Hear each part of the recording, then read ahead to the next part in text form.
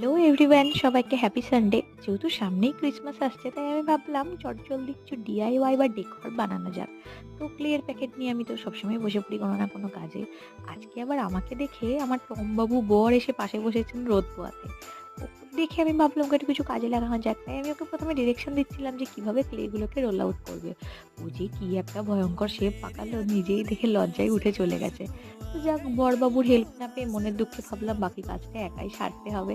তাই আর সময় নষ্ট না করে নিজেই রোল আউট করে ডিপ থেকে লাইট এই অ্যাকর্ডিং পরপর স্ট্যাক করে নিলাম গাছগুলিকে।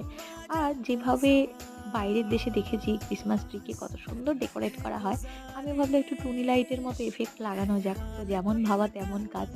এক সামান্য ক্লিয়ার প্যাকেট থেকে কত সুন্দর চটজলদি একটা ক্রিসমাস ট্রি তৈরি হয়ে গেল। আপনারাও বাড়িতে বাচ্চাদের বানিয়ে নিতে পারেন খেলা পারপাসে। সবাই খুব ভালো থাকুন আর কমেন্টে জানান ভিডিওটি আপনাদের কেমন লাগলো।